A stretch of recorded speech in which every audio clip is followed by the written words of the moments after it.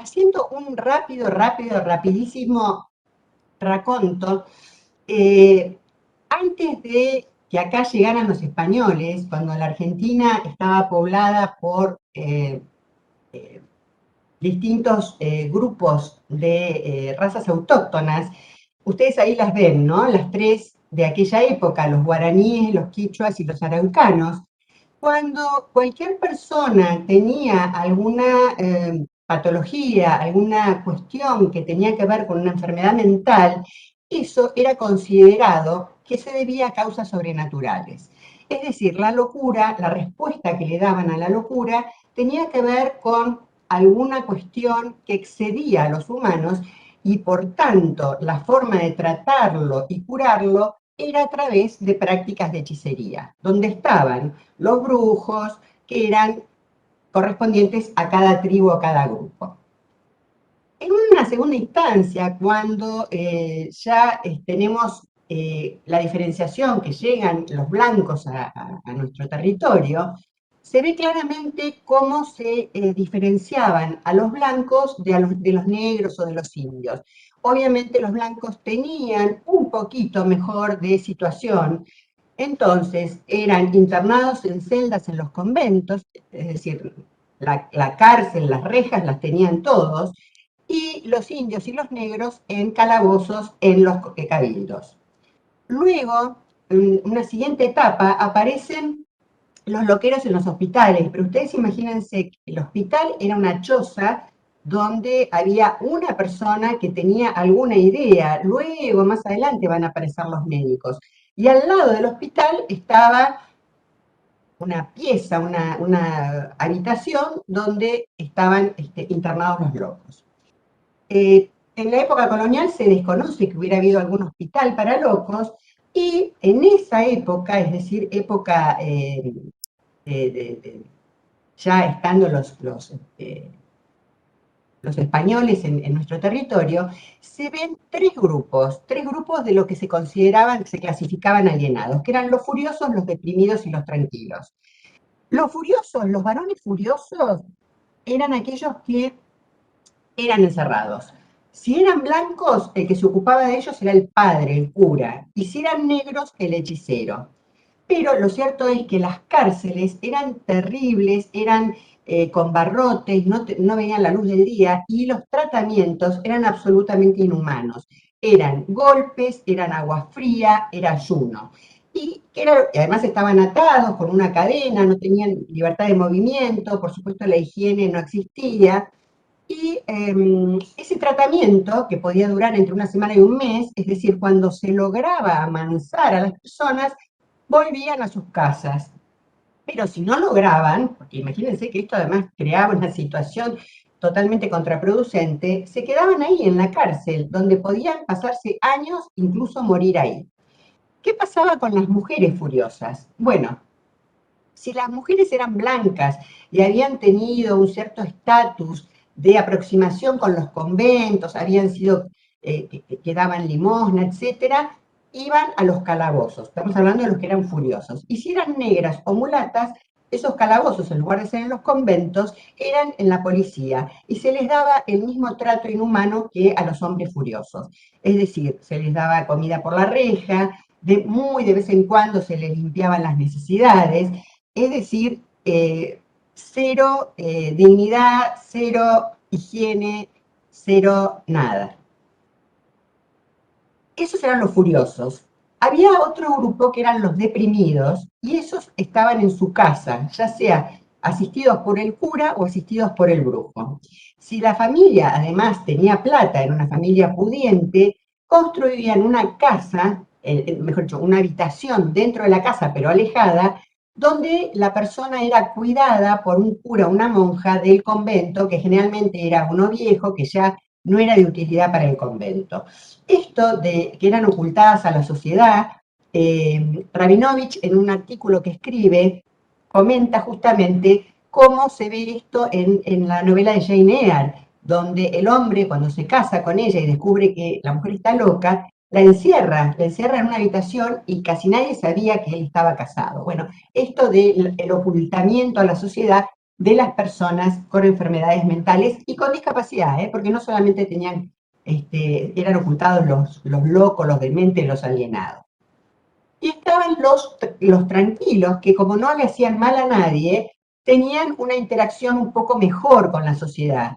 Estas, a su vez, se subdividían en los maniáticos, es decir, los delirantes, los que pensaban cosas fantasiosas, pero en general podían vivir siempre y cuando estuvieran en un medio sencillo que no se les exigiera demasiada cosa. Los llamados sonsos, que hacían vida familiar, y los que eran los graciosos, que le alegraban la vida a la gente y que son lo que nosotros hemos conocido a lo largo de los años como los bufones. Haciendo un salto, porque no voy a hacer toda la exposición solamente de la cuestión histórica, quiero que sepan que el primer hospital digamos, de mentes de mujeres aparece en el año 1854, lo administraba y lo organizaba la Sociedad de Beneficencia. Una cosa que me parece importante marcarles, porque todavía esto se ve, es que las mujeres que estaban ahí se les había preparado un taller de costura. Las mujeres les enseñaban a coser.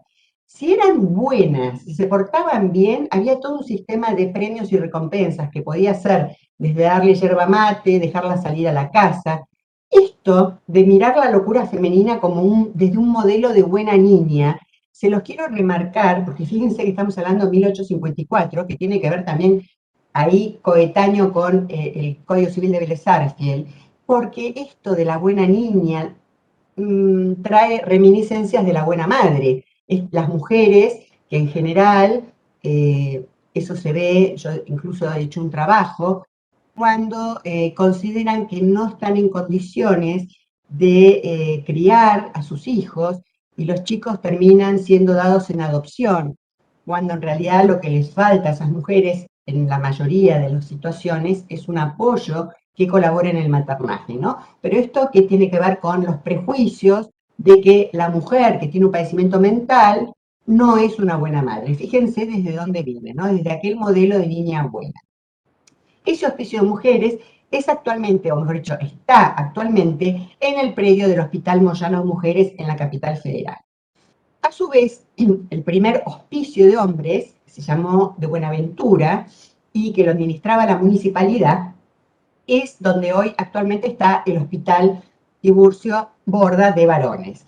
Y acá, luego, ya transcurrido un poco de tiempo, aparecen tratamientos físicos y morales. Por un lado estaban la farmacología, la hidroterapia, y por otro lado estaban los morales, que en definitiva eran premios o castigos, aislarlo de la familia, darle recreación, darle trabajo. De hecho, el hospital Open Door, en su momento, históricamente, en sus inicios, justamente hasta se logró autoabastecer porque tenía una huerta donde las personas hacían agricultura, ¿no? Fíjense qué interesante en sus inicios. Pero les traigo también esto porque también me parece importante. Fíjense que yo voy a terminar la parte histórica con la desmanicomialización, pero fíjense que ya en el año 1927 había un preproyecto para crear la Liga de Higiene Mental, que justamente el eje era todo lo contrario del modelo asilar, sino que era una asistencia psiquiátrica abierta. Y en esa época, en 1929, cuando se concreta esta creación de la Liga, aparecen junto con los servicios de higiene mental los primeros servicios de asistentes sociales. Bien, los primeros pasos entonces, ya en otro paso mucho más avanzado, lo vamos a tener con la Ley 2440 de Río Negro, que fue el primer modelo de desmanicomialización.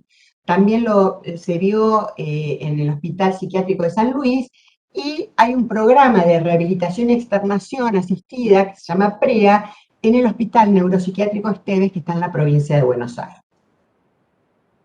Bueno, luego de este mínimo marco teórico, pero que también creo que es importante para ver cómo llegamos a la normativa, aparece por primera vez regulada la internación psiquiátrica con el Código de Vélez Sarsfield, en el artículo 482, donde el criterio para privar de libertad a una persona tenía por eje la posibilidad de que se dañara a sí misma o a terceros.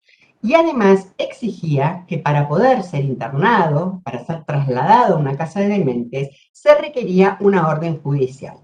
Esto es 1871. En el año 1968, fíjense que pasan más de 10 años, más de 100 años, con la reforma de la ley 17711, a ese primer párrafo se le agregan 2 párrafos más. El segundo párrafo pone la potestad de internar en las autoridades policiales siempre que se cumplieran determinadas condiciones, que eran, primero que todo, que la persona pudiera dañar su salud o la de terceros. También estaba prevista la posibilidad de que afectara la tranquilidad pública y además requería, para que la policía fuera la que internara, un dictamen de médico oficial y ponerlo en conocimiento inmediato del juez. Esto después con los años, por lo menos en la justicia nacional, los jueces tenían un celular de turno, con lo cual la policía siempre consultaba con el juez antes de internar a la persona. Y la tercera situación, que agrega también la ley 17711, es cuando se le permitía a las personas enunciadas en el artículo 144, que son las personas que estaban legitimadas para promover los procesos de incapacidad, que se iban y le decían, mire, esta persona necesita una internación, el juez, previa información sumaria, podía decretar la internación. Y se le designaba un defensor especial. Lo que me interesa acá poner el acento, porque esto es un error que todavía a veces se ve, es que ya acá se dice claramente que una cosa es la internación psiquiátrica y otro es un proceso de incapacidad o de restricción a la capacidad. Es decir, una cosa no lleva a la otra necesariamente, porque esto se vio durante mucho tiempo. Personas que tenían alguna descompensación psiquiátrica, de repente, cuando ya estaban compensadas y salían del establecimiento psiquiátrico, ya fuera una institución psiquiátrica, ya fuera una clínica, muchas veces, estoy hablando de la justicia nacional, que es lo que yo más conocí, porque yo trabajé en ella muchos años, el asesor de menores incapaces, o el Ministerio Público, promovía el proceso. Entonces, me parece muy importante señalar que ya acá el artículo 482 señalaba que aunque la persona tuviera una situación que ameritaba ser internada, eso de ninguna manera justificaba una declaración de demencia o que fuera un alcoholista crónico o que fuera un toxicómano. Y además, como les digo, aparecía la figura del defensor especial. Dentro de los distintos instrumentos internacionales que se han ocupado de la temática de la salud mental, yo acá les traigo 2 declaraciones, una es del año 71, otra del año 75, con 2 aclaraciones que me parece que son sumamente importantes. La primera es el lenguaje que utilizan. Claramente hoy esto se ve como discriminatorio, se ve como peyorativo, hablar de una persona impedida, hablar de un retrasado mental, de hecho, a veces hasta se utilizan como sinónimo de insultos. Incluso no está bien, no es correcto decir persona discapacitada, porque se sustantiva a la persona como si fuera solamente eso. Por eso es que la convención habla, y ellos mismos, las personas que tienen discapacidad, quieren que se refieren a ellas como en el contexto de que estén hablando de discapacidad, si no tampoco, si no se las menciona por el nombre, pero si es en un contexto que hace referencia a algo que tiene que ver con la discapacidad, se habla de persona con discapacidad. Fíjense que en estas 2 declaraciones, que son soft law, ya ahí se veía la importancia de que la persona viviera con su familia y que si no quedaba otra alternativa que ser institucionalizada, el lugar tenía que cumplir con las condiciones lo más parecido al hogar, a la casa. Y además también esto de la participación de la vida de la comunidad, que es una de las cuestiones, ejes fundamentales que trae la Convención sobre los Derechos de las Personas con Discapacidad. Lo mismo la otra, derecho a vivir en el seno de la familia o en un hogar que lo sustituya y a participar en las actividades sociales, creadoras o recreativas. La Declaración de Caracas es fundamental porque acá se mira desde un lugar sumamente crítico a, a la psiquiatría, cómo ha funcionado en sintonía con los enfermos mentales, y se plantea que esta hegemonía debe ser modificada y además la cuestión más importante, que tiene que ver con la promoción de modelos alternativos, es decir, salir del hospital psiquiátrico. Tiene por eje la salud, atender la salud comunitaria, la salud primaria comunitaria. Y además propicia ya la Declaración de Caracas que las internaciones psiquiátricas se hagan en hospitales generales, que también, vamos a ver, es una de las condiciones que establece la Ley de Salud Mental, es decir, propicia que las internaciones se hagan en hospitales generales. Bien, dentro de los principios para la protección de los enfermos mentales, también se insiste en que la persona tiene que ser tratado y asistido en la medida de lo posible en la comunidad en la que vive. Y además, si hay que internarlo, ese lugar tiene que estar cerca de su casa, cerca de su familia, cerca de sus amigos. Y además, por supuesto, el tratamiento tiene que ser de acuerdo a sus antecedentes culturales. En el marco de la Comisión Interamericana de Derechos Humanos,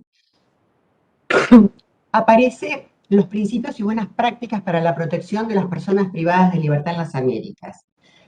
Cuando define qué es lo que se entiende por privación de libertad, señala que cuando ella se realice en un hospital psiquiátrico, esta internación tiene que ser el último recurso. Y además, y esto quiero que también lo tengan presente, por lo que les voy a decir enseguida de la Ley de Salud Mental, cuando exista una seria posibilidad de daño inmediato o inminente para la persona o terceros. Y además insiste, con esto que ya traía el 482, que la mera discapacidad no debe en ningún caso justificar la privación de libertad. ¿Por qué les digo que quiero que tengan presente esto? Porque hay una palabra que es diferente con la ley de salud mental y que la ley de salud mental ha traído tantos problemas. Acá se habla de seria posibilidad de daño inmediato o inminente para la persona o terceros. La ley de salud mental va a hablar de riesgo cierto o inminente para sí o para terceros. Se los dejo por ahora en suspenso, con puntitos suspensivos, después es un tema que voy a retomar. Pero acuérdense, acá daño inmediato o inminente, y en el otro riesgo cierto o inminente. También, junto con esto, la Convención sobre los Derechos de las Personas con Discapacidad establece el deber de los Estados partes de garantizar que las personas puedan disfrutar de su libertad y seguridad. Es decir, en principio no deben ser internadas. Es más, hay toda una postura muy categórica en términos de terminar con las internaciones psiquiátricas, que las personas tienen que disfrutar de su libertad, de la seguridad, y que en aquellos casos en que sean privadas de la libertad, lo hagan con arreglo a la ley. Y además que se garanticen todas las garantías procesales, de legítima defensa, debido proceso, defensa técnica, etcétera, etcétera. Y fíjense, una vez más, la existencia de discapacidad no justifica en ningún caso una privación de libertad. Por lo tanto, la discapacidad no justifica ni lleva como consecuencia ineludible a una restricción a la capacidad, ni tampoco a una internación por causas de salud mental. Y este es el otro artículo de la Convención que tiene que ver con lo que estoy conversando, es el derecho a elegir su lugar de residencia. Cada persona tiene el derecho a decir, yo quiero vivir acá con esta persona, y para ello, y esto es muy importante, se establece el deber de los Estados partes de que las personas con discapacidad, para que puedan vivir en su casa en igualdad de condiciones con las demás, tengan acceso a una serie de servicios de asistencia domiciliaria. Ahí fíjense que está, habla de apoyo de la comunidad, asistencia personal para evitar su aislamiento o separación. Hace poco, este año, en la provincia de Buenos Aires, en La Plata, salió un fallo donde se condena a IOMA justamente para que organice y preste cobertura de asistencia personal a sus afiliados. Porque IOMA lo que planteaba es que él ya daba determinadas coberturas y que entonces esto que le estaban exigiendo a través de un amparo no correspondía porque ya lo daban. Y bueno, el fallo es muy largo, a su disposición para el que lo quiera, pero lo que se plantea es que no. La asistencia personal tiene determinadas características que hacen que sea la propia persona la que elige a quién lo va a asistir, la que le va a decir cómo quiere que lo asista, que no tiene nada que ver de repente con un acompañante terapéutico que está, el trabajo está direccionado a lo que diga el equipo interdisciplinario, por ejemplo. Así que este es un artículo sumamente importante porque en el marco de la Convención sobre los Derechos de las Personas con Discapacidad tenemos dos artículos que son fundamentales. Este, porque es todo lo que va a tener que ver con apoyos extrajudiciales, que son estos, los servicios de asistencia, y el 12, que son los apoyos jurídicos. Esos dos artículos son muy importantes poder diferenciarlos, porque lo que uno ve después en las partes dispositivas de las sentencias es que hay mucha mezcolanza. Bien, esto simplemente para marcarles la primera ley nacional de internación, es la 22914. Esta ley se aplicaba tanto en la capital federal como en el territorio de Tierra del Fuego, hasta que fue provincia. Y lo que me interesa marcar acá es que básicamente era un sistema de plazos y comunicaciones para que el juez supiera que había una persona internada y que controlara que se cumplían con los derechos. Y esto se regía tanto para los establecimientos públicos como privados y, por supuesto, tenía que ver con las internaciones que no eran voluntarias. Esta ley tenía 4 tipos de internaciones, que son las que vimos recién en el 482 de la ley 17711, es decir, del año 68, por orden judicial, voluntaria, por autoridad judicial o de urgencia. Lo que me interesa remarcar acá únicamente es que la diferencia importantísima que ustedes tienen que tener presente con la ley de salud mental es que la voluntaria, la internación voluntaria que está contemplada en la ley de salud mental es solamente la que pide la propia persona. Si la pide el representante legal o tratándose de una persona menor de edad, va a ser involuntaria. La única voluntaria es a instancias del propio interesado. Bien, con la ley 26657 también se modifica nuevamente el artículo 482. Y acá viene lo que les decía antes. Esto de que ha traído tanta discordia esta redacción, porque al hablar de riesgo cierto e inminente, hay no pocas personas que lo que están planteando es que hay una contradicción en sus términos, porque si es riesgo no puede ser cierto, porque entonces ya estamos en el ámbito de la certeza y dejó de ser riesgo. Lo que se contesta es que lo que se está planteando es que haya una situación muy próxima, que haya una verdadera probabilidad. Si no fuera así, si no se hablara de riesgo, ya se habría producido el daño, entonces ya la ley llegaría tarde. Pero se los quiero remarcar porque si ustedes van al decreto reglamentario, la definición que trae el decreto reglamentario tampoco es demasiado feliz. Pero bueno, ¿qué es lo que trae acá el 482? En sintonía con la ley de la que forma parte, que debía ser evaluado por un equipo interdisciplinario. Y no de cualquier equipo interdisciplinario, sino del lugar donde a la postre iba a quedar internado. y la intervención del juez siempre es posterior. Es decir, a partir de la ley de salud mental, el juez no interna más, no hay más internación por policía, no hay más internación judicial, no hay más que internación por el equipo interdisciplinario, con, sí, luego, contralor judicial. Ahora bien, en el caso de que las autoridades públicas vieran que había una situación de riesgo cierto inminente, lo que las autoridades públicas podían hacer era ordenar el traslado, llevarla a la persona para ser evaluada. Lo mismo en el caso del tercer párrafo, es decir, desaparece la posibilidad de la orden de internación, sino que lo que hacen es traslado. Ordena el juez el traslado, lleva a la policía para evaluar. Y una vez más, el 482 insiste con que la internación nunca es suficiente para justificar una declaración de incapacidad o inhabilidad.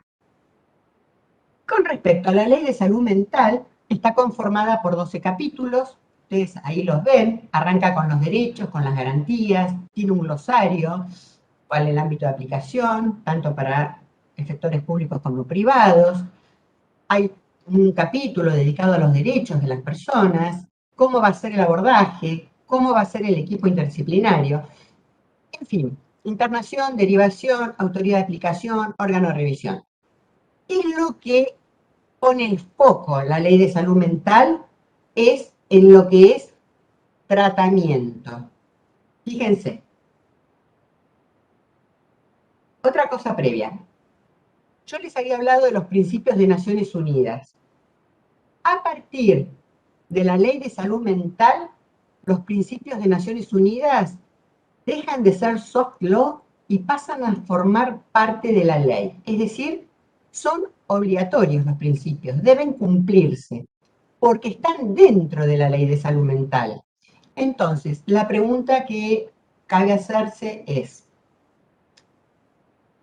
hay, desde el año 91 al año 2010, hay casi 20 años, obviamente hay algunas cuestiones que son diferentes. Así como los principios, en cada principio está dedicado a un derecho que tienen las personas, lo cierto es que si uno los confronta con los derechos que trae el artículo 7 de la Ley de Salud Mental, puede haber diferencias. Entonces, la pregunta que yo siempre hacía en las clases presenciales es, ¿qué hacemos si hay una contradicción entre una norma de la Ley de Salud Mental y un principio?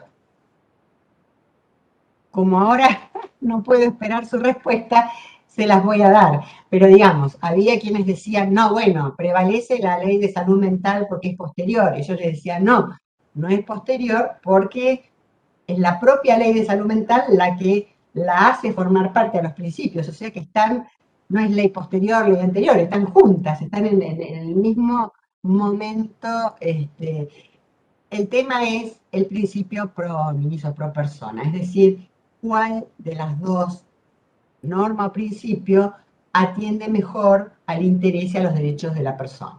Esa es la respuesta.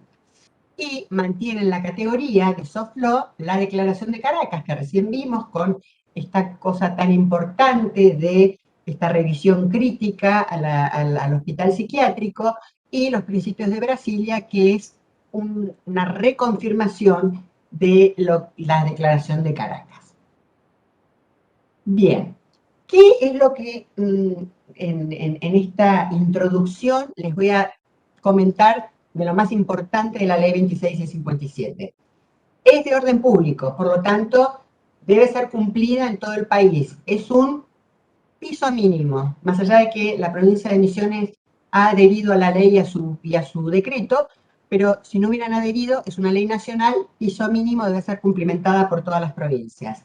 Hay una presunción de capacidad de todas las personas. La intervención estatal, ya sea en lo que es tratamiento, internación, siempre es interdisciplinaria. Es obligatoria, como les dije hace un ratito, tanto para los efectores y servicios de salud pública como privada. La modalidad de abordaje, lo más importante, es que tiene que ser cerca al domicilio. Ya con esta ley vigente, me acuerdo de una chica jovencita, menor de edad, que había venido desde Ushuaia, estaba internada, y cuando por una cuestión de la prepaga la cambiaron de clínica al transcurrir los primeros 30 días, eh, casi no la dejaban a la madre visitarla, tenía horarios muy acotados, de muy pocos días, es decir, incumplimiento de muchos de los derechos que están enunciados en el artículo 7 de la Ley de Salud Mental. Pero lo más importante es que la chica ya estaba compensada y yo, a través de un informe del equipo de la propia clínica, logré que el juez ordenara la externación para que pudiera volver a su provincia, con su colegio, su familia, su casa, sus amigos, y que hiciera tratamiento ambulatorio. Es muy importante. En este caso no había otras posibilidades, porque en Tierra del Fuego no había clínicas, pero fíjense desde dónde viene la chica, desde Tierra del Fuego a Capital Federal. La otra cuestión que ya también vimos es que la internación la dispone únicamente el equipo de salud que hace la evaluación y luego el juez evalúa y si está bien, aprueba la internación y después hay todos unos plazos de controlar esa internación. Siempre hablando de la internación involuntaria, porque si es una internación voluntaria, no hay intervención de abogado, porque es la propia persona la que dice acepto internarme. Está de más que lo diga, pero igual por las dudas se los digo, que el hecho de que haya una internación voluntaria, es decir, que haya una internación donde la propia persona preste su conformidad, no quiere decir que esa persona no tenga criterio de internación.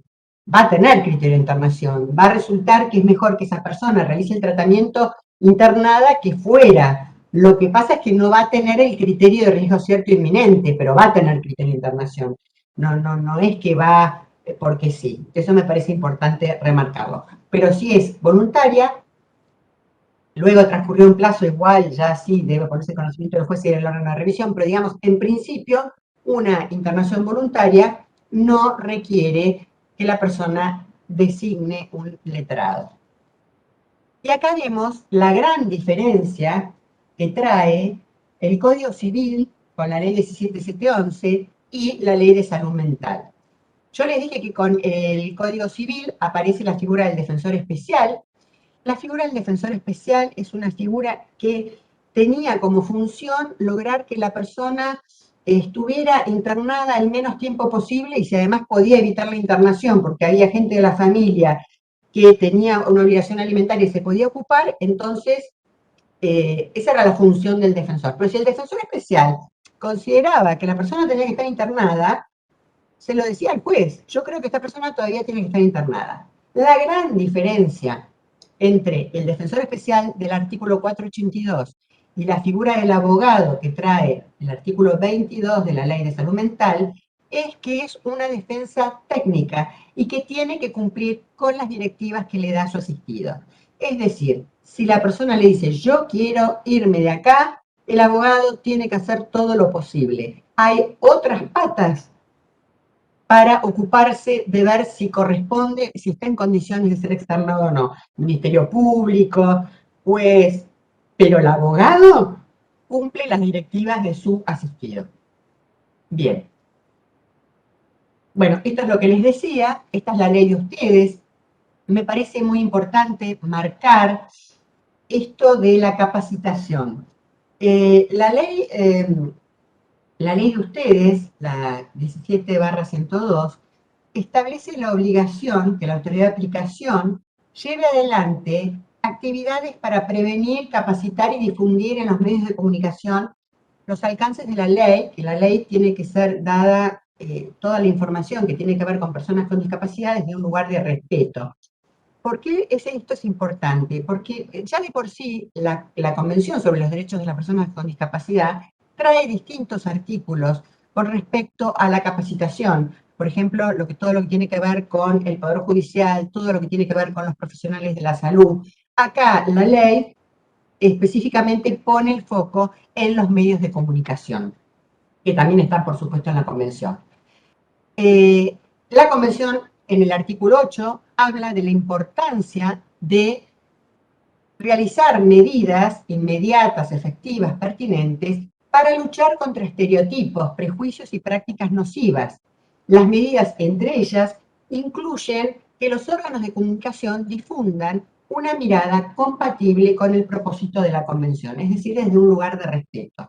Porque a veces se ve que los medios de comunicación a veces dan noticias que son amarillistas, por decirlo así, ¿no? Cuando dicen si hay alguna situación de homicidio o de lesión, lo primero que hacen es esquizofrénico, no tomaba la medicación. Digamos, las noticias tienen que ser desde un lugar de respeto y no fomentar estereotipos como, por ejemplo, el del loco peligroso.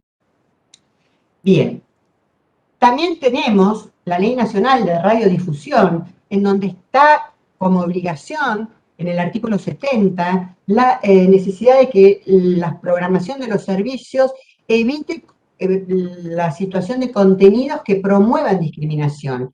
Y en la presencia donde hay discapacidad, que menoscaben la dignidad humana o comportamientos que sean perjudiciales.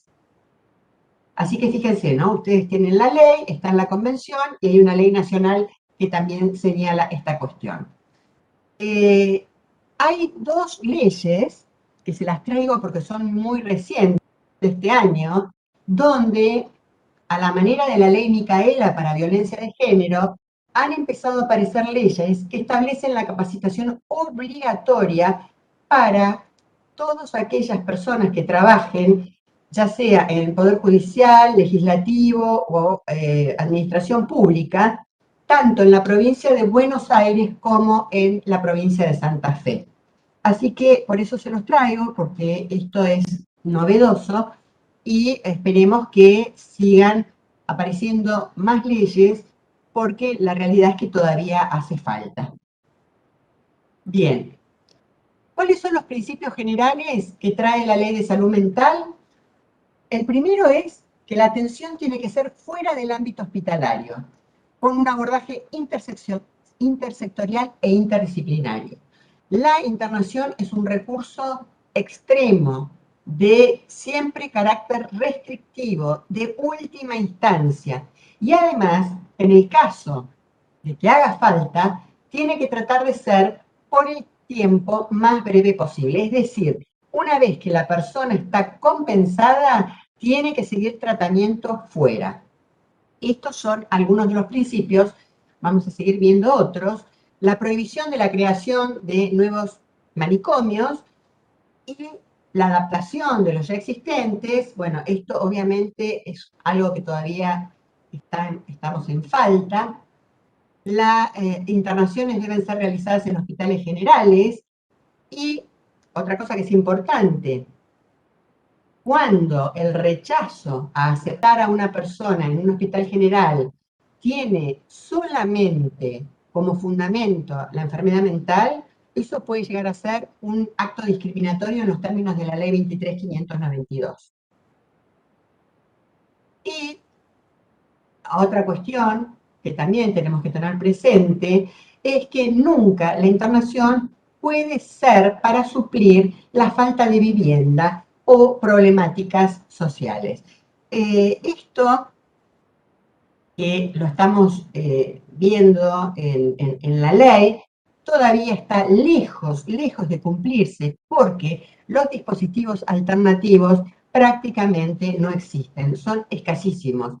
De hecho, en estos hospitales generales psiquiátricos monovalentes que les comentaba, tanto el Borda de varones como el Moyano de mujeres, hay personas que han pasado más tiempo de su vida en el hospital que fuera del hospital, que además en muchas situaciones no quieren irse y a veces sería sumamente perjudicial para esa persona sacarla, porque ese ha sido el ámbito en el que ha vivido toda su vida, y en muchas situaciones el propio equipo interdisciplinario ha aconsejado no insistir, sí trabajar con la persona para ver si se logra que acepte voluntariamente, pero si no, nunca hacer un traslado desde un lugar compulsivo, aunque pudiera ser mejor, un lugar por ahí más chiquito, un hogar o un geriátrico, si la persona no lo desea. Y además, si esto ocurre y la persona ya está en condiciones de alta, hay que ponerlo en conocimiento del juez y el juez a su vez tiene que ordenar al poder administrador que le dé una vacante y a su vez ponerlo en conocimiento del órgano de revisión. Lo que muchas veces se hace es cuando la persona tiene una obra social o una prepaga y se los evalúa y se contesta que no existe un dispositivo acorde con las características personales, porque más o menos siempre el speech, el discurso va por ahí, no existe un dispositivo para las situaciones y condiciones de la persona, lo que se hace es, se le pide el curador provisorio, perdón, el curador público interviniente o el apoyo, le pide al juez que le ordene, que le intime a la obra social o prepaga, que le busque un lugar adecuado, bajo el procedimiento de que lo vamos a buscar nosotros a cargo de la obra social o de la prepaga. Es decir, a veces uno tiene que buscar soluciones porque la realidad es que los dispositivos son escasos, casi no existen, y entonces siempre están repletos, las casas de medio camino, las personas tienen que tener determinada autonomía, tener un ingreso, digamos, no es fácil frente a la cantidad de gente que todavía está internada, si bien se ha reducido muchísimo a partir de la ley de salud mental, todavía hay bastante gente internada y, como les digo, los dispositivos son escasos. Esta persona, Isaac Lebab, es un médico que ha trabajado mucho y ha dado clases en la Universidad de Haifa, en Israel, y él señala que el problema más importante desde su perspectiva con la ley de salud mental es que la mayoría de la ley atiende a lo que son acciones curativas o de tratamiento, pero que hay tres grandes transgresiones por omisión, que son en las áreas de rehabilitación social, de prevención primaria de los trastornos y en la promoción de la salud mental. Y él señala que, así como cuando uno se rompe un brazo y lo enyesan, luego cuando le sacan el yeso, que el brazo ha quedado mal, requiere de rehabilitación, de fisioterapia. Bueno, que lo mismo ocurre con las personas que transcurren una internación psiquiátrica, sobre todo si lleva determinado tiempo. Entonces, que lo que se advierte es que más allá que la ley prevé el promover el desarrollo de estos dispositivos para lograr justamente salir y rehabilitar socialmente a esa persona, no están. Ese en primer lugar. Lo mismo también los planes específicos de inserción sociolaboral para personas con padecimientos mentales. La otra cuestión de prevención primaria, lo que se señala es que también sería necesario establecer planes de prevención, que cómo se solucionarían muchas cosas a futuro. Pone también como ejemplo las visitas domiciliarias, por ejemplo, una mujer joven, sola, sin recursos, que acaba de tener un hijo. Si esa persona tuviera visitas prenatales y postnatales, donde se la apoyara en todo lo que tiene que ver con maternaje, darle el pecho, explicarle o enseñarle que no corresponde tal situación porque eso engendra violencia. Todas esas situaciones de prevención primaria, luego para el futuro, son beneficiosas para, por ejemplo, en este caso, el chiquito, ese hijo bebé que ha nacido. Y por último, la promoción de la salud mental, junto con la prevención, tiene que estar promocionada la salud mental, es decir, desarrollar determinadas acciones que busquen subir el nivel de bienestar psicológico, por ejemplo, logrando que las personas con discapacidad mental puedan acceder a empleos, que se les reduzca el estrés social, etcétera, etcétera. Dentro del Código Procesal de la provincia de Misiones, hay dos artículos, el Código Procesal es reciente, tiene algunas cosas interesantes en la declaración de incapacidad, pero digamos, si bien toma algunas cosas de la ley de salud mental, pero todavía no estaba vigente el Código Civil y Comercial. Entonces, tenemos que tener en cuenta que estos dos artículos no están vigentes, han sido derogados de facto. Es el que dice que si la persona que quiere promover no ha podido tener acceso a un examen médico para poder promover, el juez a ese solo efecto puede ordenar la internación. Claramente, vengo insistiendo con esto, los jueces ya no ordenan más internaciones. En todo caso, el juez lo que podrá hacer es ordenar el traslado para la evaluación, que no es lo mismo. Porque si la persona no reúne criterio de internación, no la van a internar.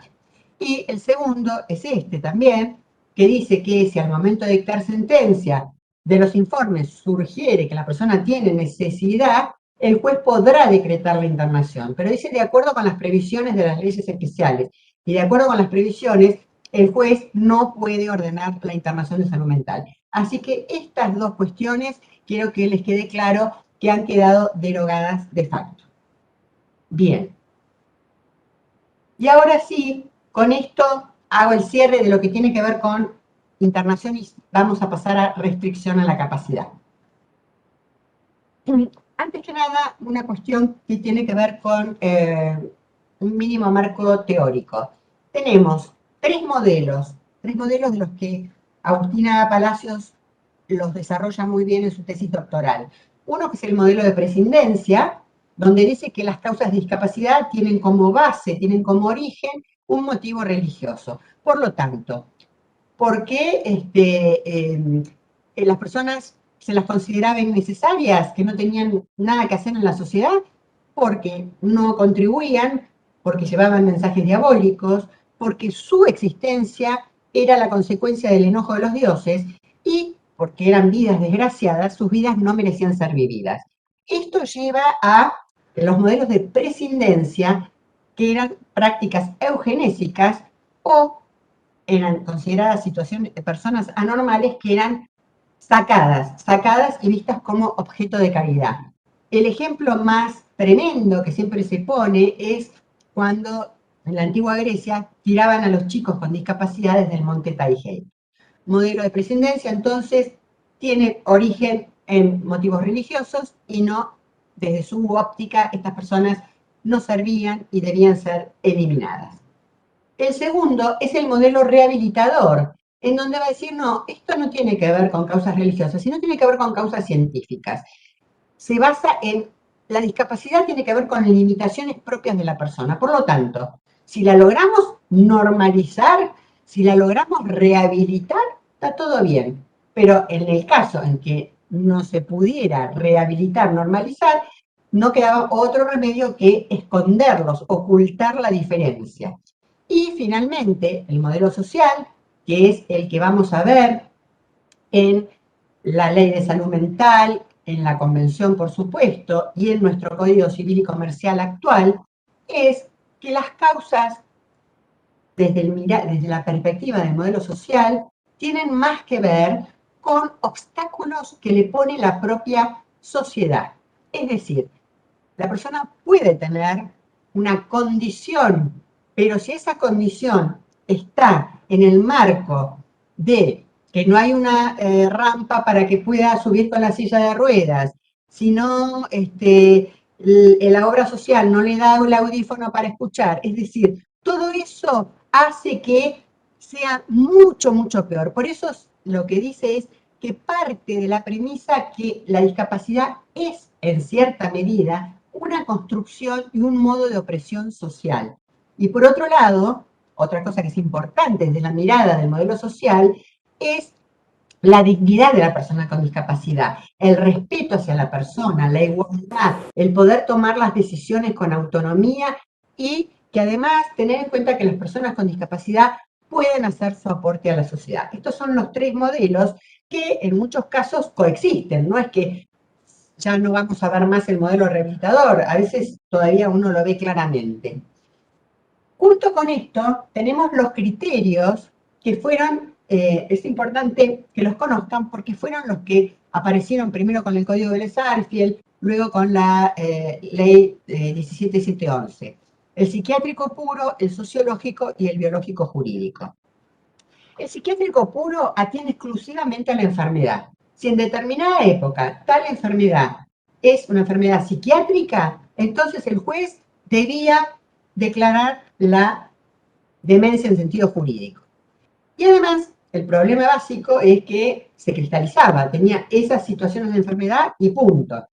Y ponía todo el peso en los médicos, o sea, el juez poco nada podía hacer. El sociológico está en la otra punta, no hay ningún tipo de enfermedad, sino que tiene que ver con conductas de la persona, es decir, ineptitud, cómo se maneja esa persona. Si esa persona no se maneja de acuerdo con lo que es cómo debería ser en el contexto socioeconómico en el que vive, entonces se declara que es deficitaria. Y el criterio médico-jurídico, que es el que trae la ley 17711, que tiene en cuenta si la causa va a ser una enfermedad mental determinada, pero esa enfermedad le impide a la persona manejarse bien en su vida de relación o en sus aspectos patrimoniales. Fíjense, el criterio biológico lo tenemos en el Código de Vélez-Sarsfield. Ustedes acuérdense cuando hablábamos de los indios y las distintas, y las personas que si eran furiosas, si eran melancólicas. Bueno, fíjense que acá lo vemos en el Código de Vélez-Sarsfield. El artículo 141 declaraba, el juez debía declarar demente a los individuos que se hallaran en el estado habitual de manía, demencia o imbecilidad, aunque tuviera intervalos lúcidos o la manía fuera parcial. Es decir, una cuestión que frente a esa enfermedad el juez debía declararlo demente. Y si del examen salía que la demencia era efectiva, la debía calificar, y si era manía, decir si era parcial o total. Pasamos a la ley 17711, donde junto con este criterio biológico jurídico que les estoy comentando, también aparece la situación de la inhabilitación, es decir, frente a la incapacidad absoluta y la capacidad, aparece la inhabilitación desde una mirada de protección patrimonial hacia la familia. Entonces, el 141 de la ley 17711 y hasta que aparece el Código Civil y Comercial, es que debía tener una enfermedad mental y que a causa de esa enfermedad la persona no tuviera aptitud para dirigirse y para administrar sus bienes. ¿Cómo funcionaba en esa época? Era la persona que era declarada incapaz, demente en sentido jurídico, se le declaraba la incapacidad absoluta. Y era tanto para los dementes como para los sordomudos que no saben darse a entender por escrito. Esta segunda, digamos, las dos categorías desaparecen. O sea, el Código Civil y Comercial no va a hablar de dementes, pero además los sordomudos que no saben darse a entender por escrito también desaparecen completamente. Se les declaraba la incapacidad absoluta, se les nombraba un curador, que era el representante para todos los actos de la vida civil, y además aparecía la figura del Ministerio Público en el artículo 59 como representante promiscuo. Con la ley 17711, si bien se van a mantener las declaraciones judiciales de inhabilitación o de incapacidad, ya tenemos algo que es muy, muy importante, que es que la limitación va a estar acotada a uno o más actos específicos. Y con el mandato de que siempre tiene que tratar de restringirse la capacidad en la menor medida posible o su contracara, preservar la mayor autonomía posible. El problema que se presenta con esto es que cuando uno lee algunas sentencias, actuales incluso, se ha puesto muy casuística la cuestión. Pero fíjense que habla de especificar las funciones o actos que se limitan. En el marco constitucional que nos trae nuestra Constitución, tenemos toda una serie de declaraciones y convenciones que son de jerarquía constitucional y que son aplicables a todas las personas, incluidas, por supuesto, las personas con discapacidad. Estos son protección constitucional para todas las personas, por lo tanto, también para las personas con discapacidad, con padecimientos mentales en terminología de la Ley de Salud Mental. Porque tenemos para la Convención se alude a personas con discapacidad y la Ley de Salud Mental habla de personas con padecimiento mental.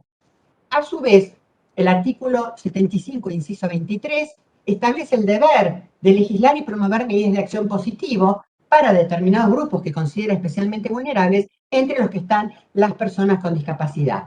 Y la Constitución Provincial de Misiones, que alude al deber de garantizar y proteger a aquellas personas que tengan discapacidad y que se encuentren en total lo agregué yo, en estado de desamparo, debiendo crear los organismos que sean correspondientes. Dos tratados, uno en el marco de la convención, digamos, en el marco regional, tenemos la Convención Interamericana para la Eliminación de todas las formas de discriminación contra las personas con discapacidad, cuyo objetivo justamente es la prevención y la eliminación de cualquier forma que tenga que ver con la discriminación. Y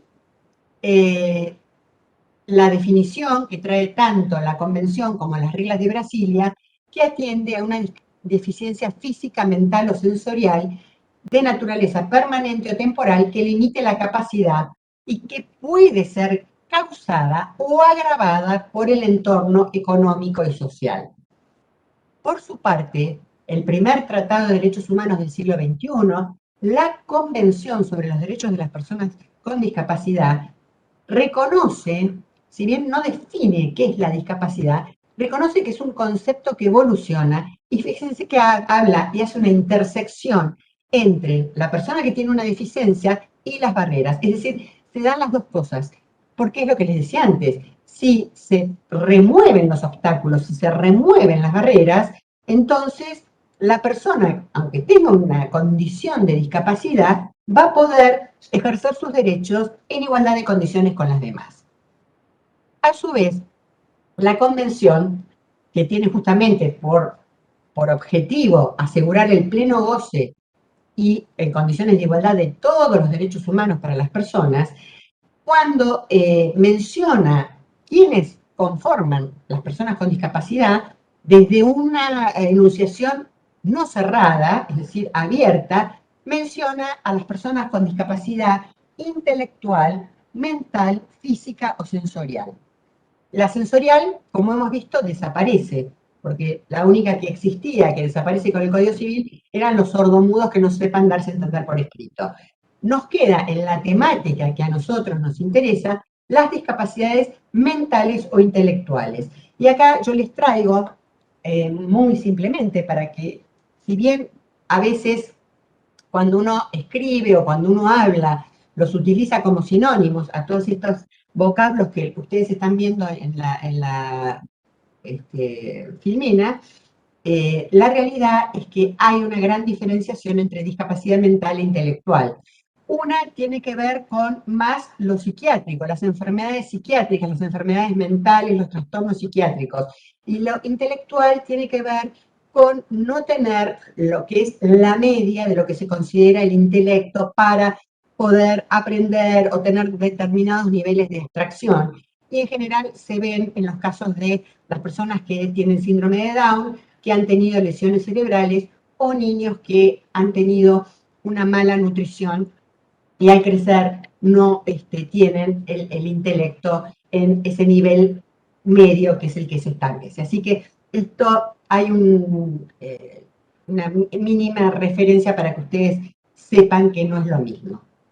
Y en lo que tiene que ver con el artículo 12 de la Convención sobre los Derechos de las Personas con Discapacidad, yo les comentaba que había dos artículos que eran sumamente importantes, que eran el 12 y el 19.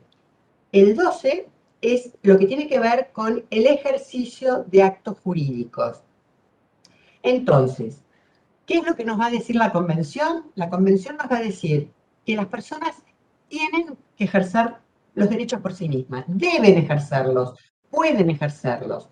Para el caso que la persona no pueda sola, aparece la figura del apoyo. Y además, junto con el apoyo, aparece la salvaguardia. Fíjense, en principio, las personas con discapacidad el artículo 12 les reconoce la personalidad jurídica. Eso no tiene nada de novedoso, ya estaba en el Código de Vélez Sarsfield. También dice que tienen capacidad jurídica, pero acá viene el tema de la titularidad y del ejercicio. Hasta que aparece la convención, las personas con discapacidad podían ser titulares, pero el ejercicio sí o sí aparecía en cabeza del curador. Ahora la convención nos va a decir que no, que es la persona la que ejerce con el auxilio del apoyo. Y finalmente, las salvaguardias que son para impedir los abusos del apoyo. Yo siempre digo, porque a veces hay como confusión, que para que quede bien claro que es una salvaguardia, hay que pensarlo simplemente pensando que son los controles al apoyo, para que el apoyo, para que no haya una influencia indebida, para que no se exceda, para que no decida por la persona con discapacidad. Y que respete la voluntad y las preferencias de la persona. Así que el reconocimiento de la personalidad jurídica, sumamente importante. Otra de las cuestiones que me parece importante en esta charla de introductoria es el tema del acceso a la justicia. El acceso a la justicia, por supuesto, lo podemos ver de distintos ángulos, pero creo que sobre todo en las personas con discapacidad que están en una situación de vulnerabilidad extrema, es muy importante que el tribunal esté cerca de ellos. Fíjense que en el caso de las internaciones, los fallos, la jurisprudencia es muy unánime en que el juez del lugar cercano a donde está internado la provincia es el que tiene que intervenir.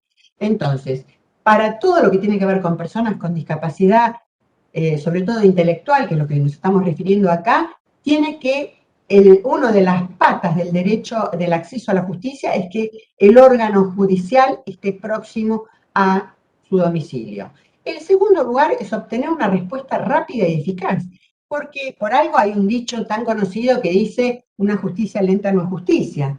Y en tercer lugar, la posibilidad cierta de participar en el proceso. Y esto se ve muy especialmente en el nuevo Código Civil, donde además de las normas que están expresamente previstas para el proceso de restricción en la capacidad, también lo tenemos en la participación, cuando habla de los principios procesales en el Código, con el artículo 707, que habla del derecho que tiene la persona a participar y a ser oída.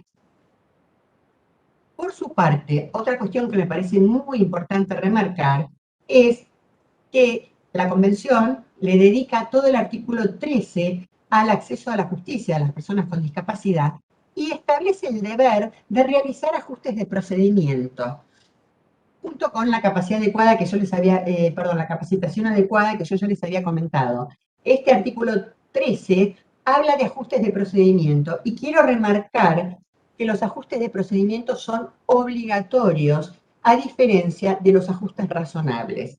Porque los ajustes razonables que menciona la Convención, nosotros tenemos lo que es los ajustes razonables y el acceso universal. El acceso universal es cuando te hace que previo a hacer algo se piense en la mayor cantidad de gente posible. Hoy, por ejemplo, cuando se construye un edificio, es impensable que no se hagan rampas, que los ascensores no tengan señales lumínicas, señales auditivas para las personas que pueden tener sordera, es decir, todo eso. Ahora, cuando la accesibilidad universal no alcanza, aparecen los ajustes razonables.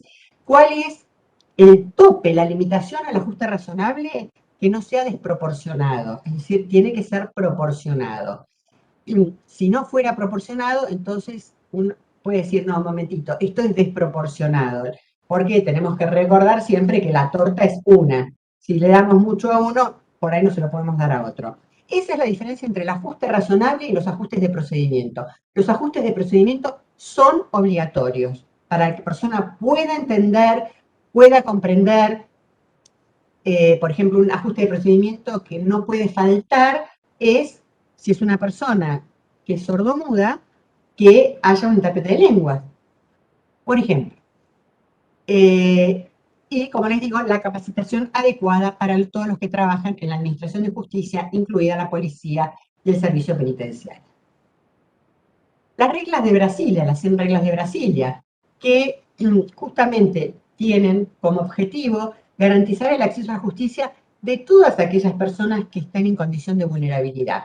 Estas 100 reglas de Brasilia, la Corte Federal las ha adherido a ellas a través de la Acordada 5 del año 2009, y dentro de las distintas personas que pueden estar en condición de vulnerabilidad, menciona aquellas que puedan estar en condición por su estado físico o mental. Y que esto las haga que encuentren especiales dificultades para poder ejercitar con plenitud el ejercicio de los derechos reconocidos en el ordenamiento. Una de las reglas es justamente garantizar la accesibilidad de las personas al sistema de justicia, y pone dentro de la mención que hace que la persona tiene que tener seguridad, movilidad, comodidad, comprensión, privacidad y comunicación.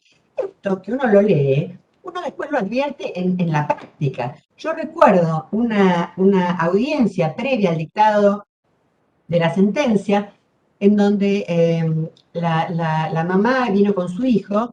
Era una silla de ruedas muy grande, tenía una discapacidad muy, muy importante, su hijo, y tenía distintas mochilas, oxígeno, etcétera, y la silla de ruedas no pudo pasar por la puerta del despacho de la jueza, con lo cual tuvimos que estar todos en la secretaría privada, que era mínima. La verdad es que eso no era ni privado ni cómodo, porque además pasaban para ir detrás de la secretaría privada estaba la oficina de los trabajadores sociales. Digamos, estas cosas son básicas. O que de repente uno tenga que no poder entrar porque no hay una rampa, ¿no? Son cosas que son impensables. Y uno como operador tiene toda la facultad y la potestad para poder exigir que esto se cumpla. El tema de Furlan a mí me parece muy importante y lo traigo porque habla de la obligación de adoptar medidas de compensación, es decir, se corre de esta cuestión de la igualdad formal para ir a la igualdad real. ¿Cómo? Las medidas de compensación, que no son otra cosa que las medidas de acción positiva. Más allá de que, hablando de acceso a la justicia, tiene que ser en tiempo lógico, esto claramente no fue en tiempo lógico, ni mucho menos. Pero quiero poner el foco en esto, ¿no? En las medidas de compensación para lograr equilibrar a las personas con discapacidad del resto y que puedan ejercer sus derechos de la misma manera. Dentro de las 100 reglas de Brasilia, y esto también tiene que ver con el acceso a la justicia, es muy importante estas 3 reglas que tienen como consideración cuando el lenguaje es pensado desde que en realidad obstaculiza el acceso a la justicia. ¿Por qué? Porque si una persona no entiende lo que le están diciendo, entonces, ¿cómo va a poder interaccionar bien? Entonces, fíjense las 3 reglas. Una es adoptar las medidas para reducir las dificultades de comunicación.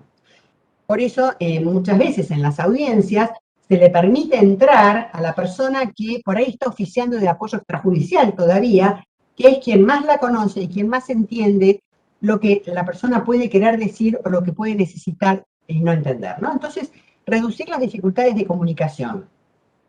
En segundo lugar, usar términos y estructuras gramaticales simples y comprensibles. Ustedes saben que el lenguaje sencillo tiene muchos años y arrancó, si ustedes lo googlean, lo van a encontrar, arrancó, la idea era con las personas que por ahí eran inmigrantes, que no conocían el idioma, o personas que no tenían un nivel de educación mínimo. Entonces, arrancó con estos grupos vulnerables para tratar de que pudieran entender. Hoy, si ustedes buscan, van a encontrar, bueno, por supuesto está la Constitución en lenguaje sencillo, está la Biblia en lenguaje sencillo, está la Convención en lenguaje sencillo. Hay un montón de documentos en lenguaje sencillo. Y, por último, las resoluciones judiciales, que lo que tienen que buscar es emplear términos y construcciones gramaticales sencillas, sin perder el rigor técnico. Esto de las resoluciones se ha hecho de dos maneras. Muchas veces en las sentencias se escribe dentro de la misma sentencia un párrafo dedicado especialmente a la persona, o en otros casos, por ejemplo, hay una sentencia de Perú, se hicieron dos sentencias. La primera sentencia del lenguaje sencillo de Perú tiene una técnica y una mucho más chiquita en lenguaje sencillo para la propia persona. Dentro de las resoluciones en lenguaje sencillo,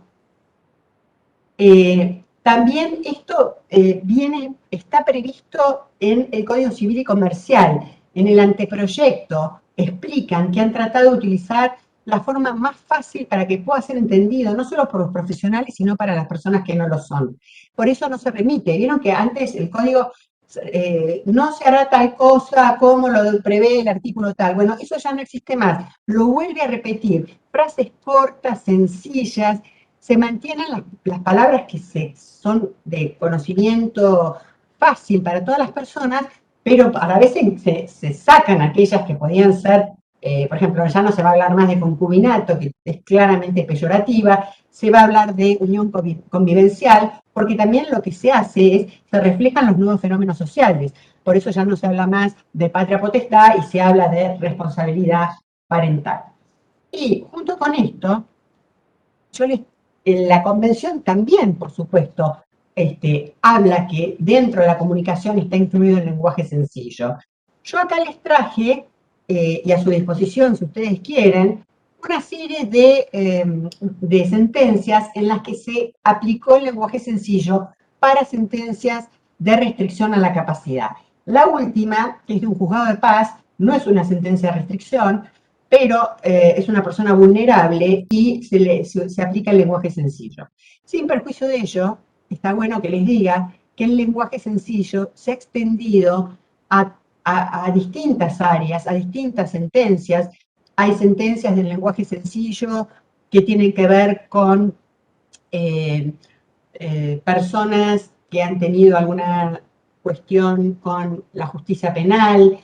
Hay una sentencia que ya lleva unos años que es maravillosa, que yo comenté hace muchos años, de un juez cordobés en donde autoriza un trasplante entre concuñadas, porque las concuñadas no están dentro de las personas relacionadas, y el juez les habla en lenguaje sencillo porque una de las mujeres, la que necesitaba el trasplante, ya estaba vencida, no se hacía más diálisis, y les habla y les dice que el esfuerzo que ha significado hacer eso. O sea, lo que les quiero decir con esto es que el lenguaje sencillo está extendiéndose a otras áreas del derecho que no son a chicos que han sido adoptados, es decir, a muchas áreas del derecho que exceden la restricción con capacidad. Y el otro día, charlando con el Colegio de Abogados de la provincia de Buenos Aires, me preguntaban si existía algún protocolo para saber cómo debían tratar a las personas con discapacidad en Quilmes.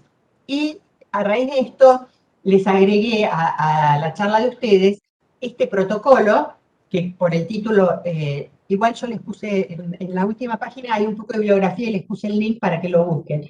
Pero lo que me interesa remarcar, porque creo que esto es lo más importante, es cuestiones que pueden parecer básicas, pero a veces, sobre todo para los que no están en permanente contacto, por ahí los operadores judiciales sí, pero por ahí otras personas no tanto, es en cuestiones que son básicas, como puede ser hablarle directamente a la persona, no tercerizarla, hablarle a la persona que la acompaña, hablarle a la persona, actuar con naturalidad, no hablarle en diminutivo, como si fueran chiquitos. Las personas con discapacidad esas cosas los molestan muchísimo.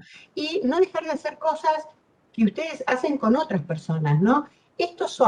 Hay recomendaciones generales en donde está claro, si uno no entendió, le puede pedir a la persona que le vuelva a decir, o a su vez volver a explicar desde otro lugar, desde otra manera, con otras palabras.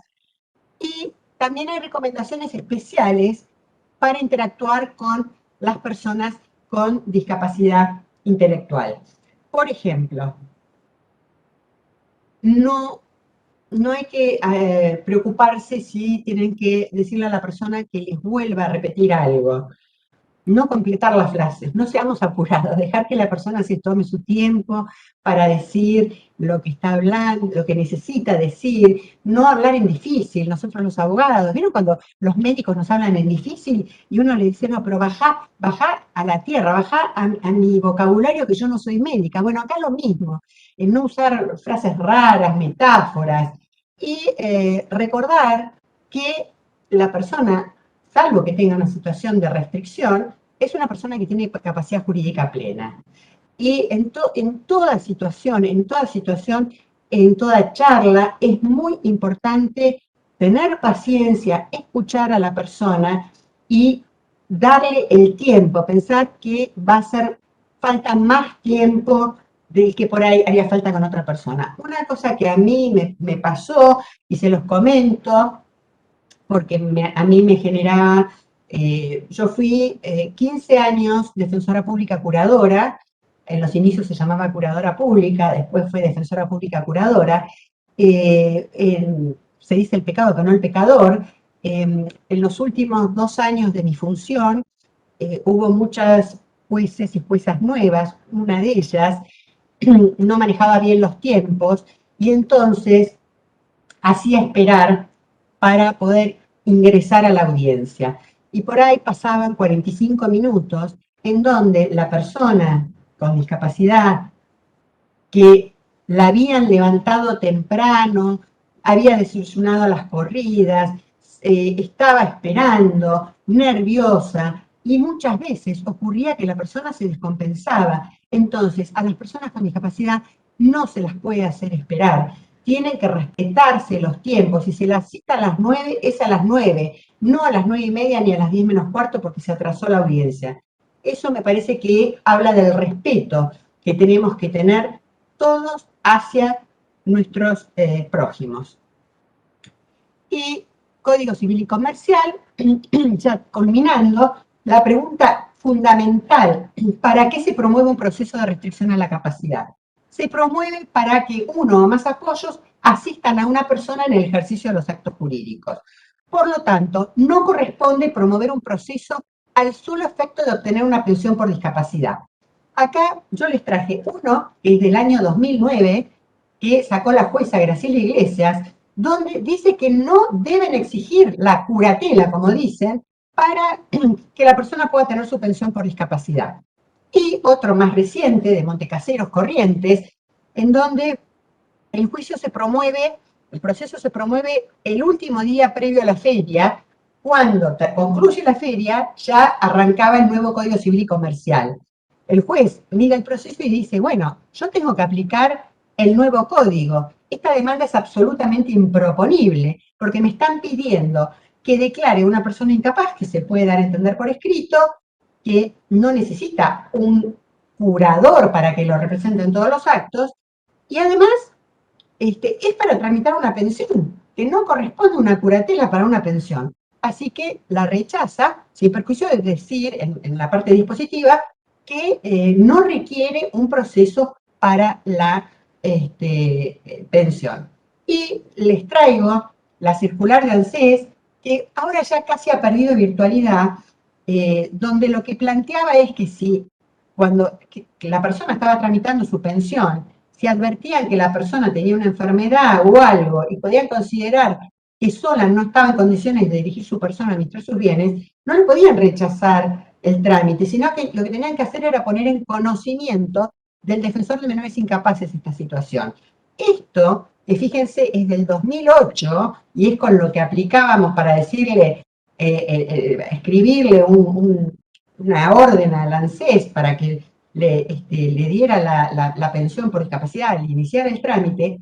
Salió ayer, es una resolución nuevita, salió publicada ayer en el boletín oficial, es de la Secretaría de Seguridad Social, donde trae muy buenas noticias para los que nos dedicamos a esta cuestión.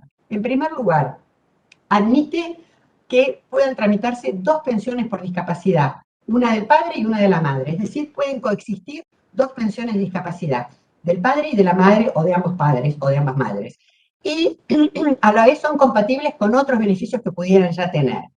Si son hijos o hijos mayores de edad, viudos o divorciados, también pueden, en la medida en que cuando enviudaron o se divorciaron, tenían una incapacidad y estaban a cargo de los padres, cosa que está excelente porque a mí me pasó justamente esta situación hace muchos años y no hubo caso y no me permitieron que le tramitara la pensión porque la mujer era divorciada.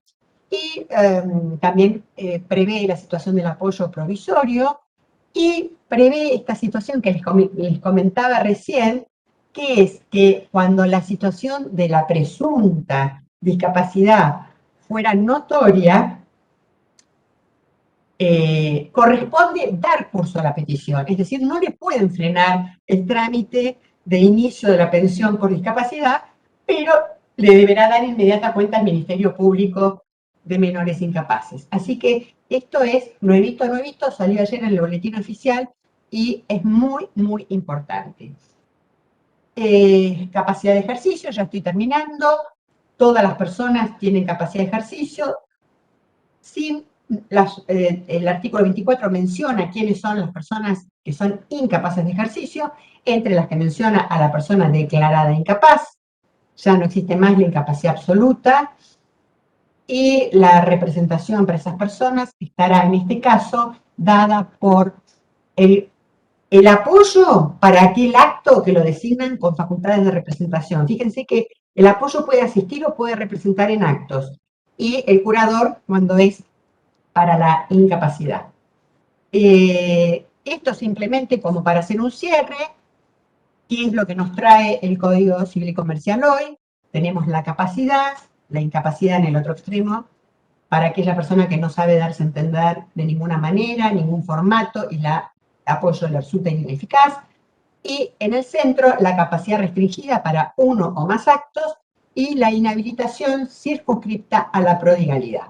Esto es lo que hoy tenemos en la materia en nuestro Código Civil y Comercial. La restricción a la capacidad, a diferencia de la inhabilitación, que solamente tenía una mirada patrimonial, es una capacidad, digamos, es una categoría genérica, puede comprender tanto actos personales como patrimoniales, y siempre que se restringe la capacidad, se va a designar un apoyo o apoyos, nunca un curador. El curador queda circunscripto a la incapacidad. Dentro del proceso tenemos que tener en cuenta la inmediatez, que ya la vimos, las entrevistas, la accesibilidad y los ajustes de procedimiento, y que siempre tiene que intervenir el Ministerio Público y un letrado.